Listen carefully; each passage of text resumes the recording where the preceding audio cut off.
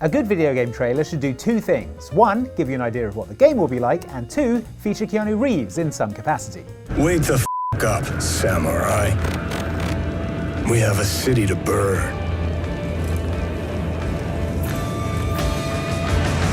Sadly, very few game trailers do that second thing, and amazingly, some don't even do the first, presenting visions for upcoming games that absolutely don't match the finished product, whether it's in terms of story, characters, gameplay, or even the entire concept. Here are 7 of the most misleading video game trailers that had very little to do with the game they were trailing. Enjoy, and beware spoilers ahead for the following games.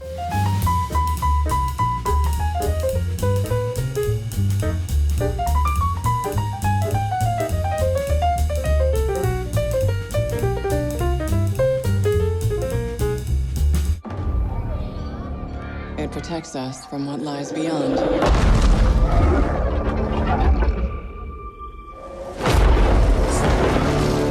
But out there,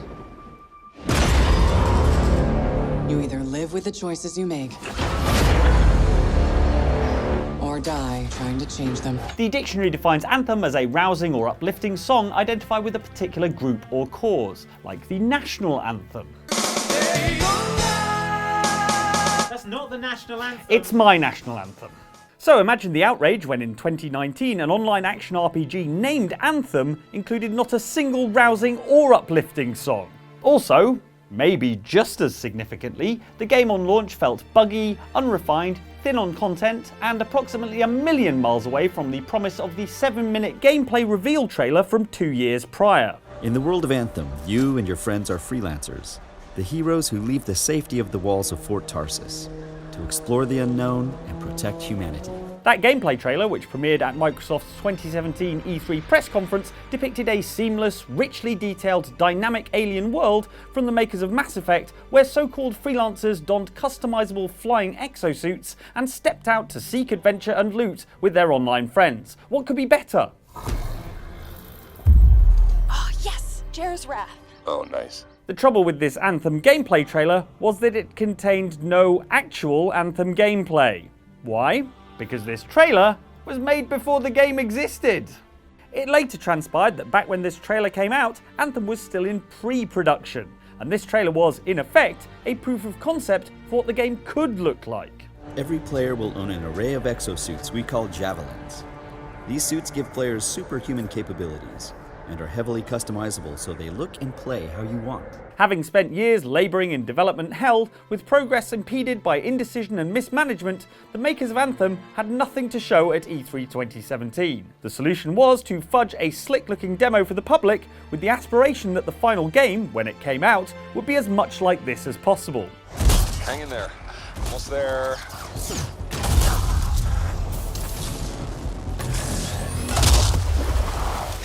In fact, the developers at BioWare had to radically scale back those ambitions, and 2 extremely crunchy years later, they launched a game that only passingly resembled the original trailer. This less impressive world was far from the seamless open multiplayer experience presented in 2017, and claiming your all-important loot in it was a pale imitation of the demo's 2017 promise.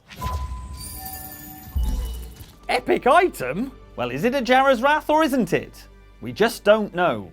So last minute was the presentation for Anthem at E3 2017 that just days before the show, the game had a different name altogether, that name being Beyond, until they discovered it would be too difficult to secure the rights to that name.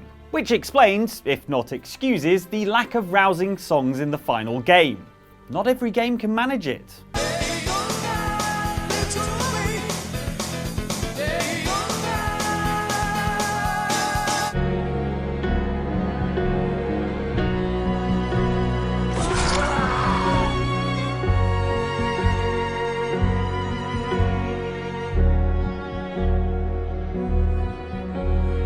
Anyone who's seen a zombie movie or played a zombie video game knows how these things usually go. Hordes of undead swarm the heroes, who spend the entire thing gunning them down, running them over, or smashing their heads in with improvised weaponry. Then it turns out the whole thing was a metaphor for consumerism or something. That guy was consumerism, or society, and I'm consumerism. Metaphor. However, in 2011, when the first trailer for Techland's upcoming zombie survival game Dead Island hit YouTube, it looked like a new day was dawning in zombie media.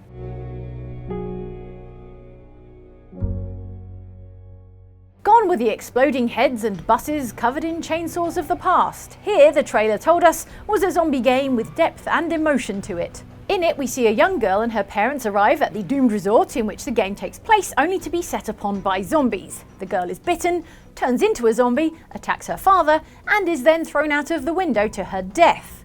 But in a stroke of pathos-inducing genius, the entire thing takes place in slow motion, in reverse, and is set to a heartbreaking piano song guaranteed to bring tears to the eyes of even the most hardened zombie slayer.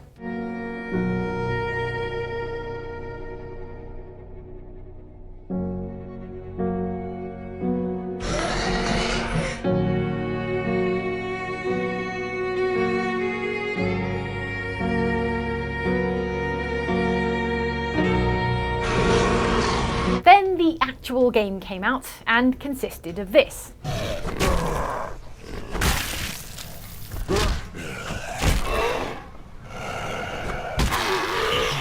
Yes, Dead Island was in fact a zombie game based around smashing endless zombie heads in with improvised weaponry, and none of the pathos promised by the incredible trailer.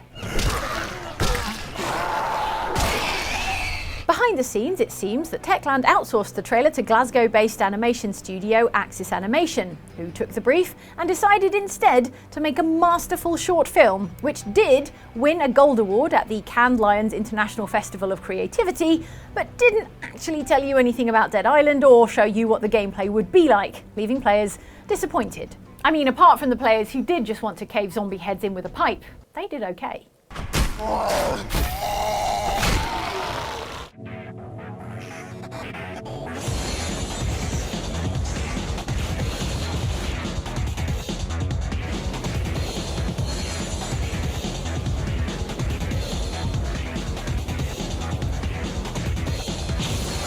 If you've played the Tekken games, you'll be familiar with Heihachi Mishima, the brutal industrialist and martial artist who looks like his hair is on upside down. Heihachi's story, and that of his family, his son Kazuya and grandson Jin, is central to the Tekken series, and so when Tekken 5 debuted a trailer announcing that Heihachi Mishima is dead, it was huge news. Heihachi Mishima is dead. Heihachi Mishima is dead? I know! According to this trailer, Heihachi was cornered and killed by a group of exploding jack robots, and with him gone, the hierarchy of the Tekken universe was going to shift considerably, with countless other contenders rushing in to fill the power vacuum left by the now defunct Patriarch. Think Succession, but with slightly more punching. And so, when the game finally released, doubtless many Tekken fans raced to the story mode to scope out the roster and find out just what was going on, where they were greeted by, "Oh, who's this? Heihachi Mishima. Oh look, it's Heihachi Mishima, and he's very much alive."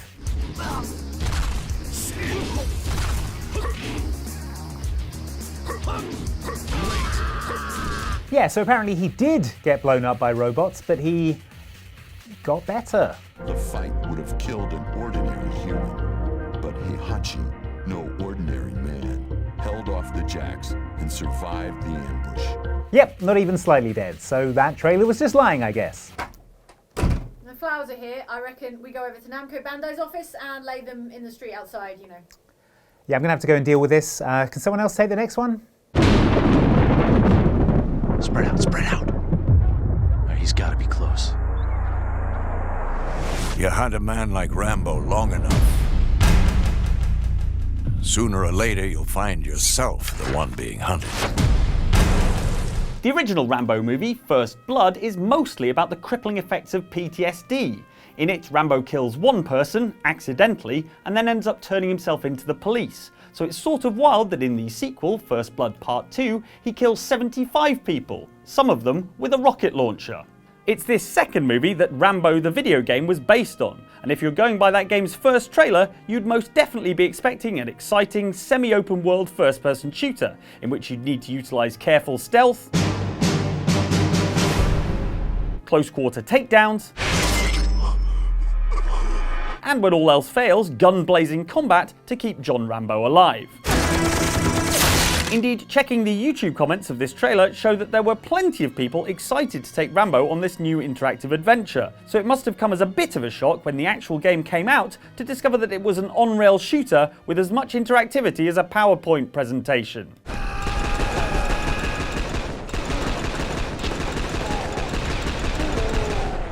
An extremely violent PowerPoint presentation at a conference about knife murder, but a PowerPoint presentation nonetheless. Turns out folks would have much preferred an open world freeform Rambo game over an on-rail shooter, and as such, the game reviewed terribly and sold poorly. So now anyone who wants to play Rambo in a video game is sort of stuck with Mortal Kombat 11.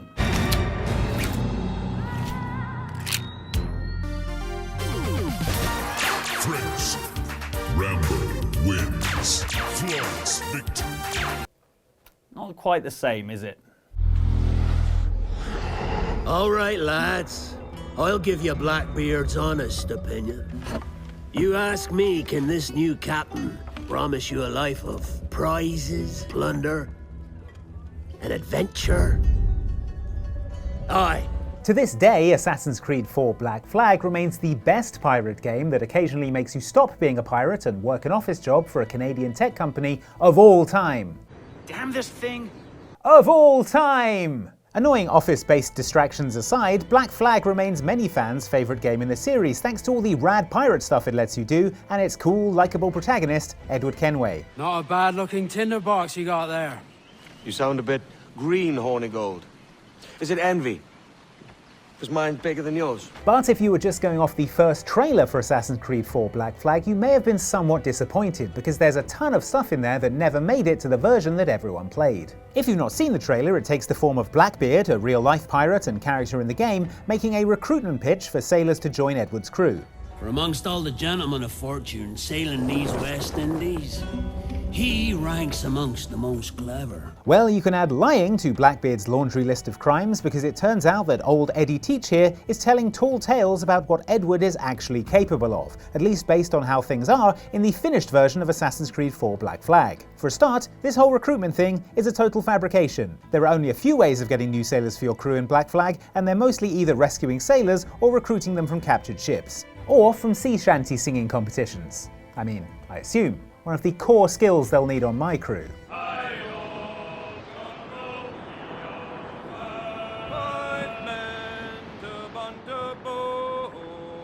In the trailer, we also see Edward's flag, which prominently features the assassin logo, something that doesn't happen until the very last mission of the game, and even then, Edward is only helping the assassins as a favour. Who's this Taurus? And what's your man done to earn a death sentence? He's a Templar, like Rogers and Hornigold. We then get in quick succession, Edward firing 2 guns at once, Edward using a club to batter someone, and Edward swinging across onto the deck of another ship, kicking someone in the process, all of which aren't things that you can do in the game. Is a fearsome dog that feeds off trouble and turmoil. The trailer wraps up by implying that Edward is a womanizer with a huge amount of mystery to his backstory, which again, not true. Don't meddle in his private affairs. For there's more mystery to that man than even I dare ask. If you say so, Blackbeard, but in the actual game he has a wife back home that he's devoted to, and he's out privateering, and later pirating, to make money to build a better life for them, something he repeatedly states without any mystery whatsoever. Don't give up on me, Caroline. Not when I need your faith the most. Also, the trailer doesn't mention that you'll spend roughly 30% of your time mooching around an office and trying to get Danny Wallace to make you a latte. But I mean, that's understandable. They wanted some people to actually buy it. Oh, look who's here. So you didn't forget, after all, you're just incredibly rude and made poor Rebecca here wait for nearly 30 minutes. Listen. That's destiny calling. It's daring you to seize it! Game of Thrones has a lot to answer for, and I'm not just talking about a bunch of kids named Khaleesi, or the entirety of Final Fantasy XVI. No, I'm talking about the phase that mobile game ads went through in the early 2010s, where you couldn't visit a website without getting a banner ad of a glassy-eyed, scantily clad shield maiden or elf staring at you and saying, "Play now, my lord." I'm looking at you, Evany. Of course, these games always turned out to have almost nothing to do with their promotional materials, being mainly resource management sims for mobile telephones. But nowhere was the gulf between the trailer and the actual gameplay more pronounced than in Game of War Fire Age, an MMO strategy game that came out on Android and iOS in 2013. Take, for example, this commercial, in which the model Kate Upton addresses a huge army on the eve of their Lord of the Rings style epic battle against a giant minotaur. But stand with your alliance, and there's nothing to fear other than what's about to come out of those trees. Or this one, in which Kate Upton has a bath, and then her city is besieged by super cool fantasy monsters. The thing about empires, the bigger you build them, the more your enemies want to knock them down. Or this one, in which, holy sh**, Mariah Carey! Is Mariah Carey in this game? Well, no, she isn't. In fact, nothing like this is, as you may have suspected if you'd stayed until the end and watched the 0.4 seconds of actual gameplay they crammed in at the end, presumably to fulfill some kind of truth in advertising standard. Game of War. Play for free now from the App Store. Whoops, blinked and I missed it. This, of course, is because Game of War Fire Age actually looks like this.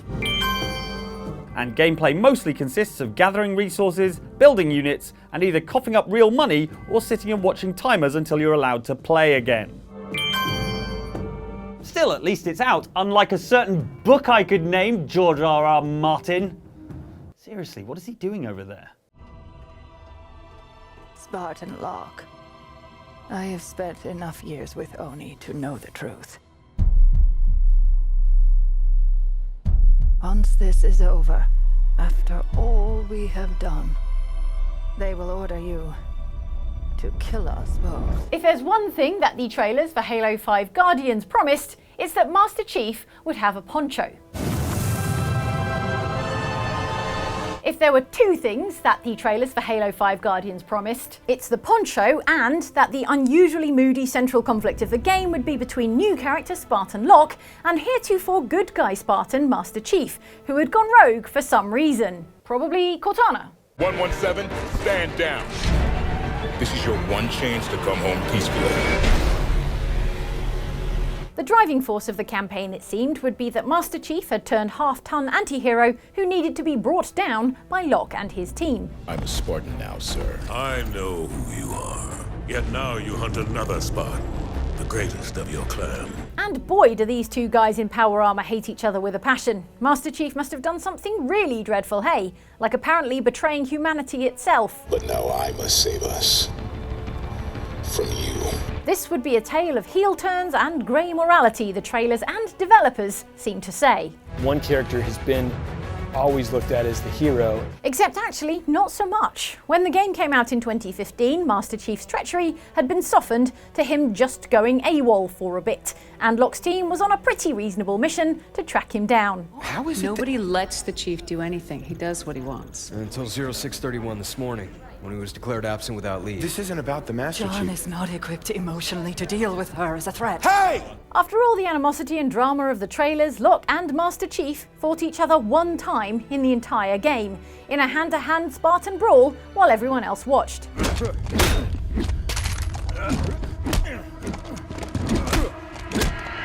Also, the whole fight is in a non-interactive cutscene, so if you had been anxious about the grey morality of having to actively punch your hero Master Chief right in the faceplate, you needn't have worried. At any rate, Locke loses. Then, Chief gives him the slip again, so this one fight doesn't pivot the plot in any particular direction, and the very next time Locke catches up with MC, they join forces, so none of the juicy drama promised by the trailer. Chief, please, wait. Cortana. She's dangerous. I know. And worst of all, no poncho. Someone should go to jail, is what I'm saying.